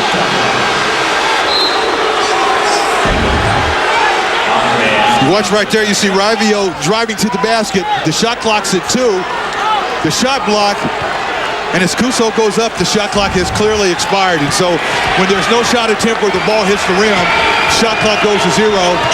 Change of possession, good defense. Inside, Dorsey, man-side rebound. Oh! Block shot from behind by Downs. Dorsey maybe a little bit too unselfish that time. Downs coming from behind, and that's exactly what you want to do if you're on the perimeter and that ball's passed on the inside. You're guarding nobody out there. Let's collapse to the ball to see if you can apply some pressure where that offensive player can't see you. Oftentimes you might be able to get a block or a quick poke away for a steal. That's good team defense from the top by Downs. Downs with good ups. It's the first block shot of the game for the Zags.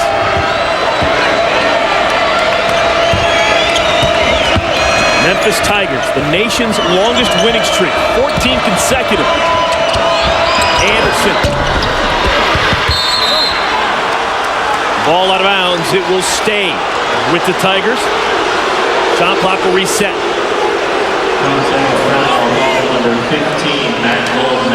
Oh, they called a foul.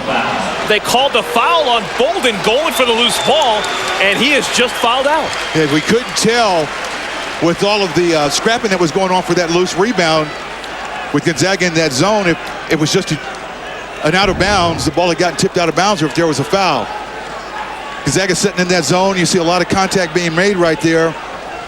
Well, I tell you what, if they called anything, they called that over the back, and there was a lot more contact prior to the over the back. And, you know, that's one of those situations where again, it doesn't disrupt the fact that Memphis was actually going to get that offensive rebound. You don't penalize the team by calling that foul, but, you know, that's from an old coach. It's been on the wrong side of that call. The freshman Bolden fouls out, 8 points, 3 assists. Joey Dorsey at the line, shooting 2. Joey Dorsey, a couple of opportunities. Really struggles at the free throw line. Just 44%.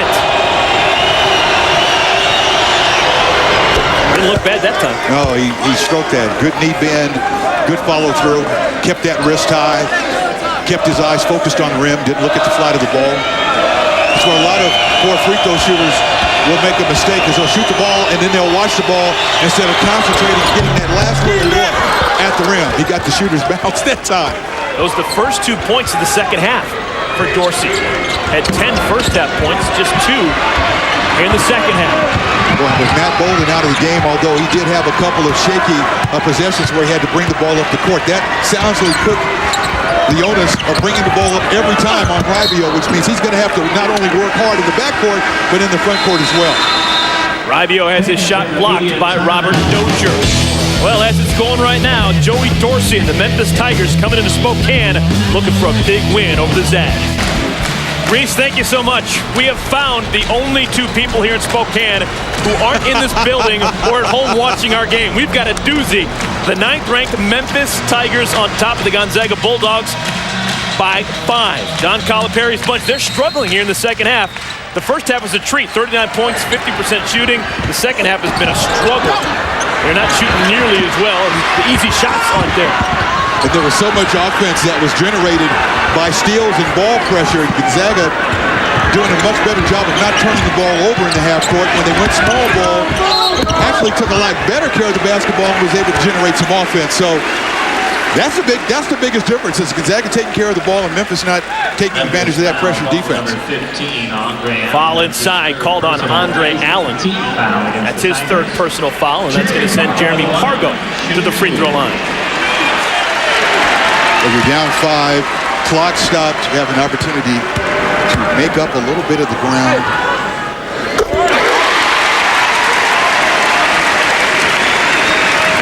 You look at the turnover story there, 15-11, it was pretty sloppy. Although Memphis took full advantage of that in just 2 the second half. More representative of how these teams both play.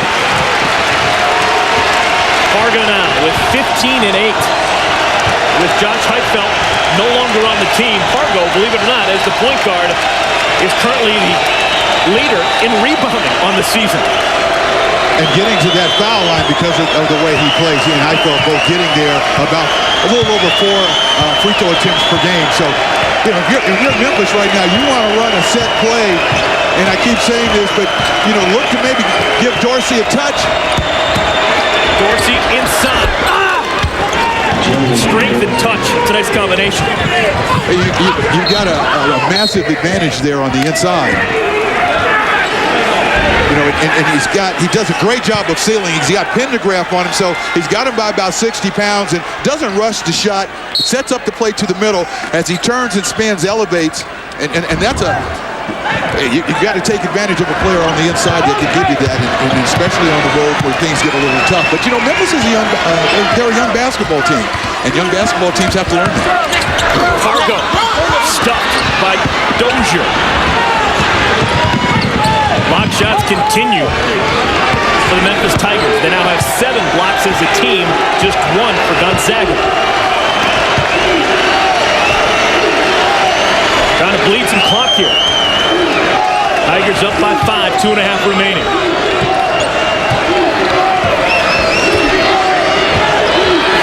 Memphis taking time off the clock, and they should go right back to the same thing. Almost a steal. Shot clock doesn't reset. Anderson has to fire. And a shot clock violation. They're going to say that three-pointer by Anderson didn't draw iron. Kuso that time on the inside matched up against Dorsey and really got in a nice three-quarter position.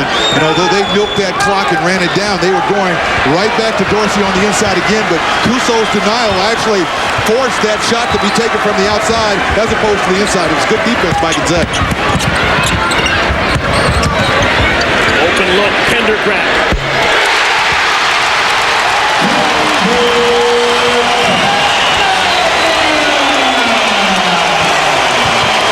Timeout on the floor. Memphis, they want to talk about it. At one point, the Tigers up by 11. That lead has dissolved down to 2. You know, when you have a team that shot blocks and you get penetration, you see all the blue shirts collapse. And again, they collapse to the middle. Penetration on that drawing kick leaves David Pendergraft wide open. He's shooting the ball with a great deal of confidence. He's a player that's been called on to do so much more than he's had to do in the past, and he's risen to the occasion. Gonzaga, they've not lost back-to-back games in Spokane since 1995. They don't want to do it now. Well, tonight on ESPN, it's Saturday primetime, presented by DirecTV. At 9 Eastern time, the 4th-ranked North Carolina Tar Heels, led by super sophomore Tyler Hansbrough, taking on the 21st-ranked Boston College Eagles. 2 top dogs in the ACC going at it. Chestnut Hill, Massachusetts. Coverage begins at 8 Eastern time with College Game Day driven by State Farm. Now, just to reset where we're at, the possession arrow favors the Memphis Tigers. John Calipari's team, they have 2 timeouts remaining. The Bulldogs, they have just 1.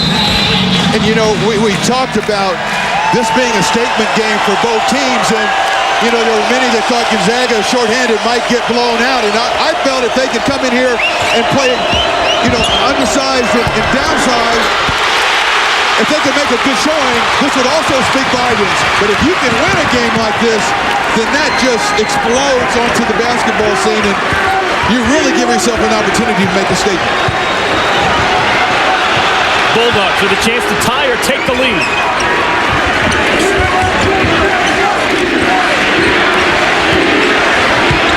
Rivio over to Pargo. Shot clock down to 9. Pargo, tough shot.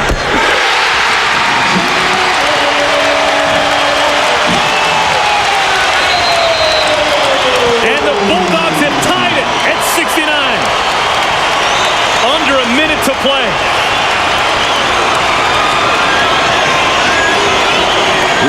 Referees want to look at the clock situation. It currently says 54.3. But when you allow Jeremy Pargo to go one-on-one, there's absolutely no blue shirt coming over to help. When he spins, that's one-on-one. And he's so big and strong, he can create separation with his body. All he's got to do then is elevate and finish. In case you're wondering, this is our first tie since we were deadlocked at 5 apiece. It's been a while.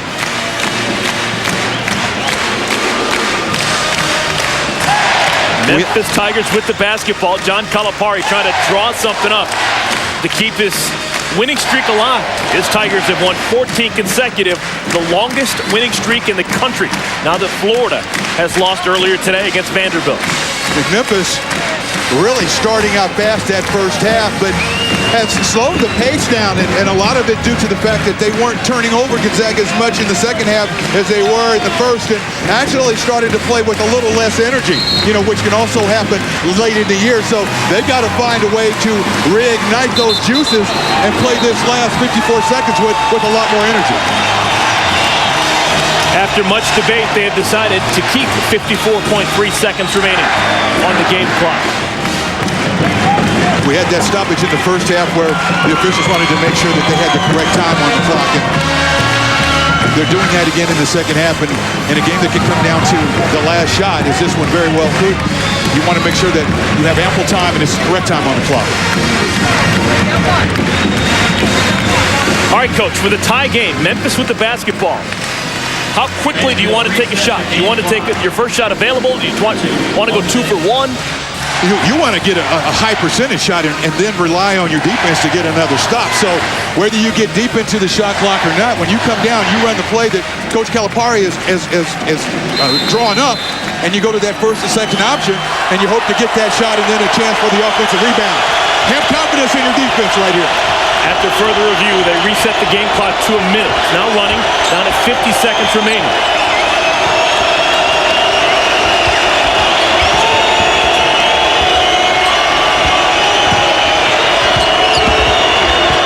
Douglas Roberts shoots it over to Anderson.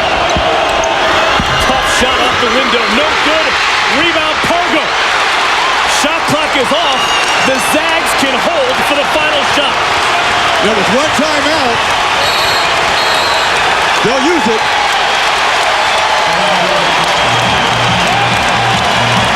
John Calipari's team, they got a good look, but Antonio Anderson misses inside with the rebound. Gonzaga can now take the lead with the last second shot here.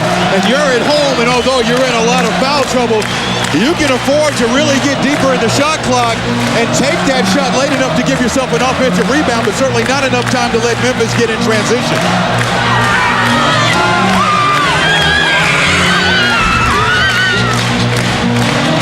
See, as the clock's winding down right there, it's at 11.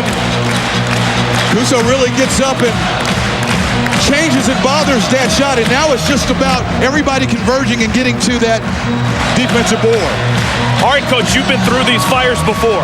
What's going on in that huddle right now for the Bulldogs? Gonzaga, what are they drawing up? Well, they've got to take care of the basketball and not turn the ball over. You want to make sure that you get the ball in Rabiot's hands or you get the ball in Pargo's hands to negate any pressure they might get in the backcourt and get them in their half-court offense. Then you've got to make sure whatever play you're going to run, you set solid screens so you get called for a moving screen, and you get deep into your option, running and setting good, solid screens to get through whoever it is you want to open up. With Memphis, they got to get in their stances. They got to pressure the ball. They can't create a situation where they make or commit a stupid foul. They've got to get a stop here. They've got to rely on their defense, their half-court defense. For Gonzaga, is Derek Raivio, the senior from Portland, is he options 1, 2, and 3? Well, I'd go 1 and 2, with Pargo being 3 and 4, and then you can throw it to Pentagram, who's hit some very big shots here, you know, as maybe a secondary option after those two, but those are your playmakers, and those are the guys against pressure that can get you a shot. Possession arrow favors Memphis. Held ball, and the ball will go over to the Tigers.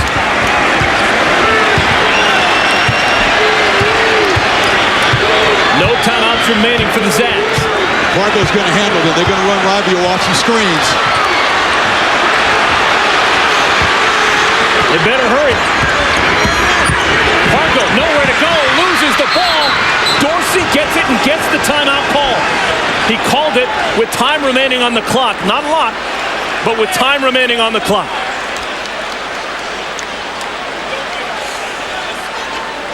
They're going to take a look to see how much time should be remaining on the clock. It's going to be in tenths of seconds. Memphis did call a timeout. It's right there. Pargo's got the ball, and he loses the handle. And right there's a change of possession. And it's right at 6. And when you see the referee blow the whistle, that's really almost trickled down to 0. So it's, if they put any time back on the clock, it's going to be 0.2 or 3. But not really enough to at least to do much with the ball. Heck of a heads-up play for Joey Dorsey. Had the wherewithal to make sure that he got that timeout called. And so at least the Tigers have a chance for a heave. And that's why I thought Memphis, with the way they play defense, will rely on their defense to get a stop here. You see the mishandle right there.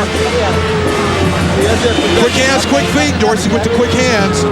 And as he corrals the ball, now he's got possession. He's going to signal. It's at 0.8. Worst case scenario, 0.7 for the Tigers. 7-10. All right, what can you possibly do? They are going to put 7 seconds on the clock. That's what up right there. 7/10 of a second. What can you do with 7/10 of a second? A long throw toward the basket, because that clock, I guarantee you, here is going to start immediately. and it's going to have to be like a catch and tip or catch on a lob and finish. Anything that catch and land, the clock will expire before that shot attempt will come off.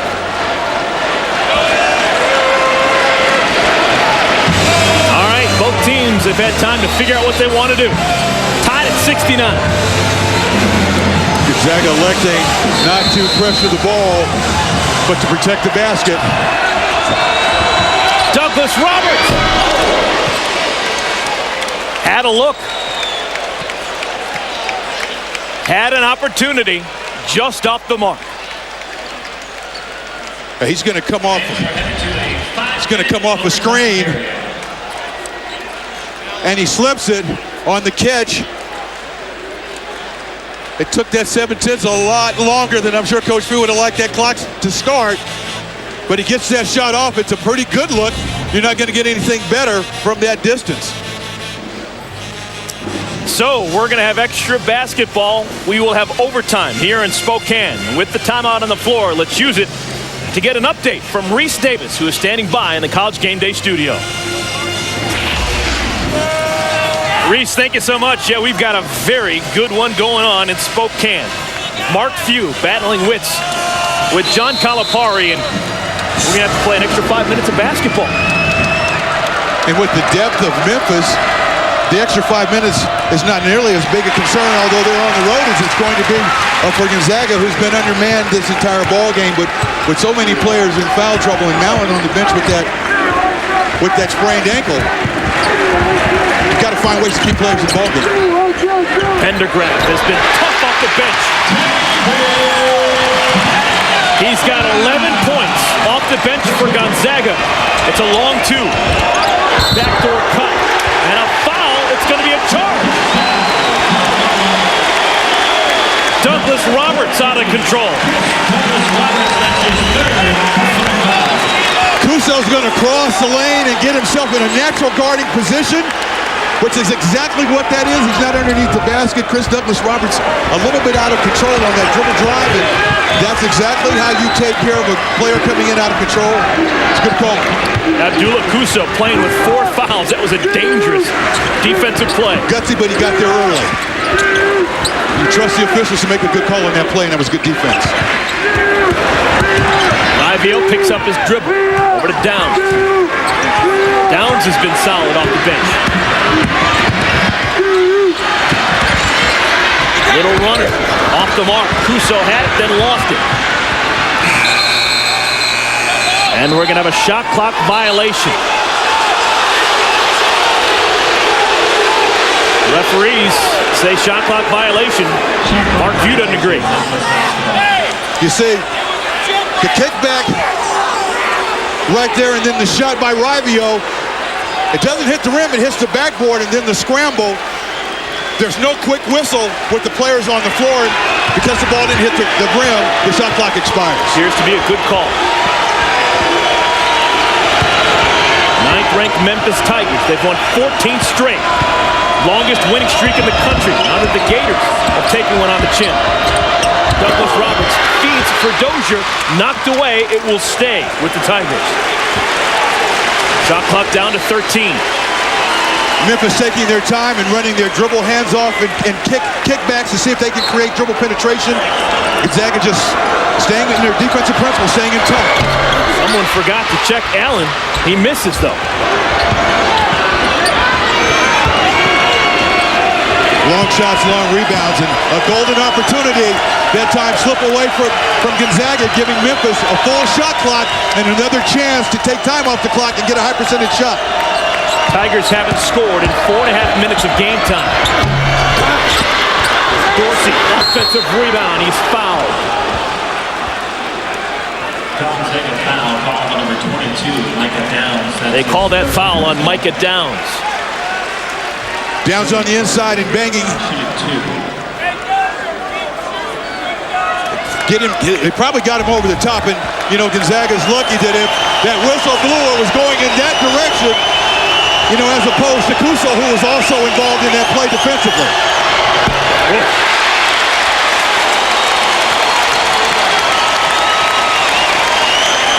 Dorsey had made his first 2 freebies. this one a little bit wide outside.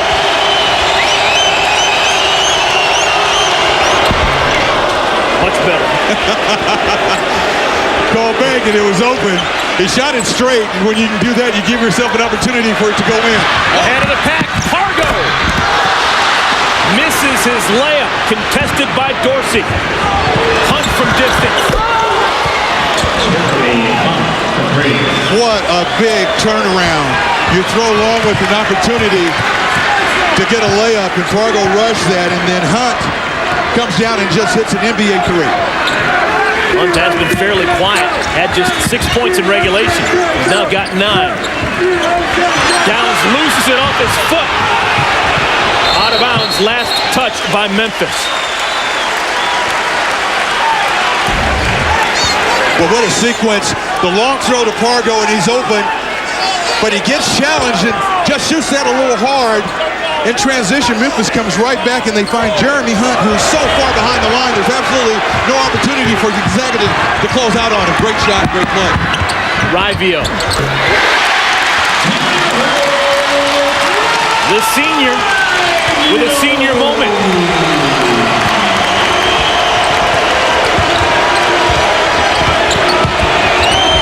Both teams have 4 overtime points. Douglas Roberts can't hit it. Rivio pushing the issue. Oh, Pargo just wants it. He's flying everywhere. Ball out of bounds. It'll go to Memphis. When you have a great touch and you don't get head and shoulders by the defender and you can still elevate and shoot that kind of floater, you've got to be a great shooter to get away with that play. And the smile, that smile, he knew he got away with one right there. Great play off the dribble.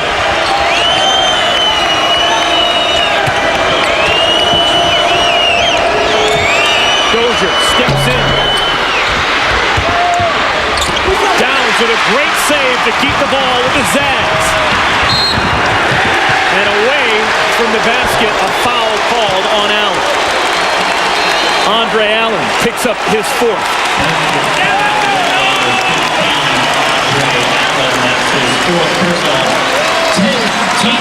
You know, defensively, you tell your players never to save the ball underneath the opponent's basket. But if you watch Micah Downs, when he jumps, he turns. And so when he throws that ball back underneath the Memphis basket, he knows exactly who he's throwing the ball to. That's a heads-up play by Micah Downs. Rivio's now made 45 consecutive free throws. Now watch Micah Downs as his foot on the floor, which would put him out of bounds before he releases it. But you see the baseline official, he's not looking at the floor, and so Gonzaga getting away with one. For the second time this year, Rivio has set a West Coast Conference record and a Gonzaga record for consecutive free throws. Had a 44 free throw streak earlier, this time a 46 free throw made streak. And when better to get him to the line than in this overtime situation where it's going to come down to play after play after play and who can score.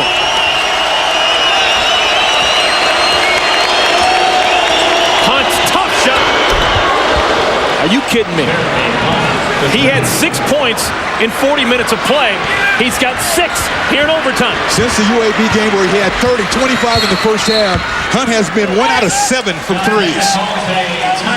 Oh, folks, don't go anywhere. 61 ticks remaining. Jeremy Hunt has given Memphis a 1-point lead. The Memphis Tigers with 7 points in overtime, 6 of them by the senior Jeremy Hunt. Jeremy Hunt, a player who plays about 23 minutes a game, so he's getting starters minutes. 1 for 7 on his three-point attempts coming into this game, the last few games, but just playing with a lot of passion, a great deal of confidence, and the further out the defense comes to guard Jeremy Hunt, the further out he seems to step, and he's shooting the ball with great confidence. If Johnny Cash was here, he would say that Jeremy Hunt plays with gravel in his guts and spit in his eye. He is tough at winning time. And a whistle. Ball's going to stay with the Bulldogs.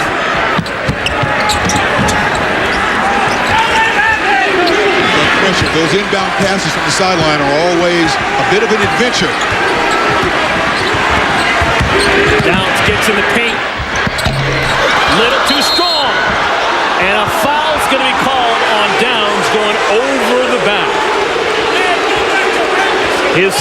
personal. It's going to lead to free throws for the Tigers. Gonzaga foul called on number 22. Boy, Downs at 6'8" when he drove to the basket, really extended the ball, and because of its high release point, was able to get it over the defenders. Missed the shot, assumed the shot was missed, but just didn't hustle to the spot. Contact was made. Well, the silver lining for Mark Few's team is the man going to the free throw line, Joey Dorsey.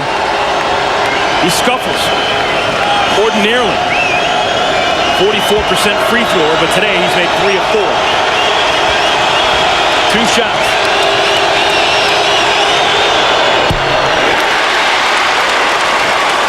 You know, and his form on that one was better than the one that he banked in.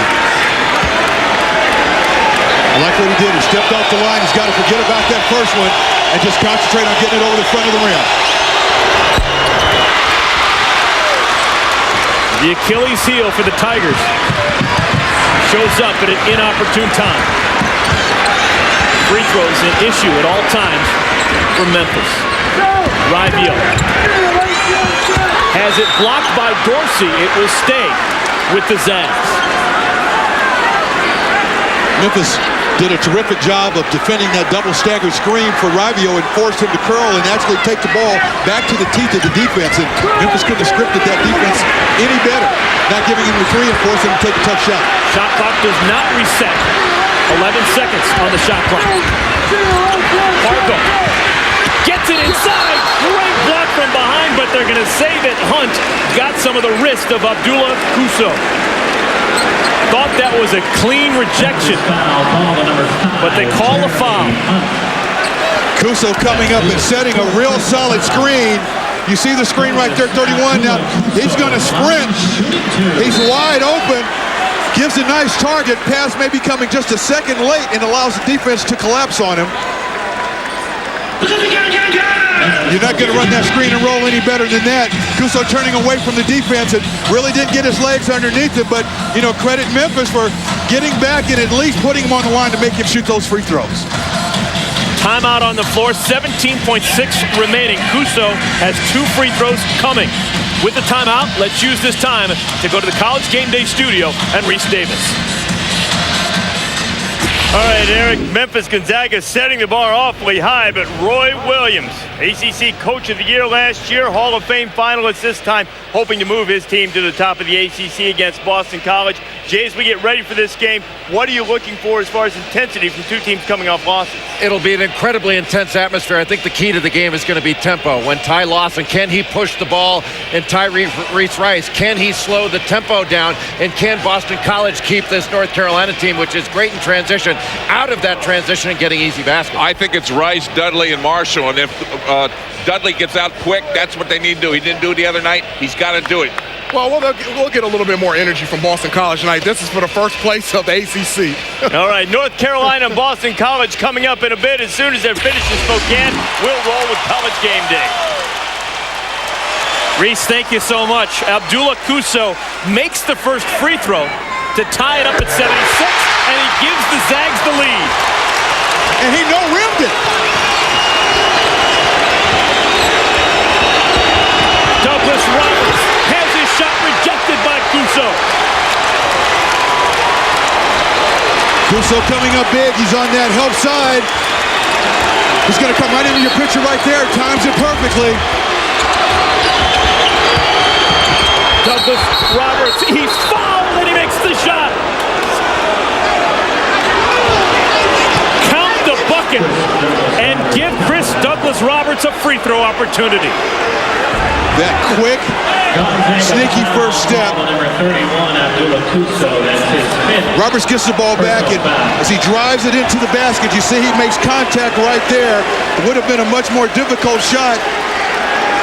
Kuso's not there to defend it, but what a heads-up play by Douglas Roberts to convert. You see the reaction there of the bench. What an impact Kuso had at both ends of the floor in that last minute, making the free throws and then getting the clutch block. That last foul called on the junior from Nigeria, Kuso. His evening is done. That's his 5th personal foul. He joins Matt Bolden on the bench with 5 fouls. Pendergraft was 4. And, you know, that's just compounded again with Mallon being out with the injury. And then, of course, Josh Heidfeld not being available at all. So, you know, credit Gonzaga with the willpower to stay in this ball game.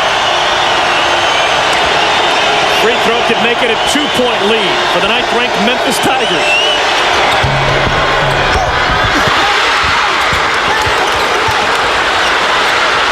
Here come the Zags, running out of time. Pargo! Off the heel, and it's over. Gonzaga, they lose by a point. They lose consecutive games in Spokane for the first time in 12 years. You see the outlet pass right there by Pendergraft, and Pargo looks up right there, and he knows that he doesn't have a whole lot of time. He gets the shot up. He gets that shot off. It would have counted had it gone. Just a little bit too hard.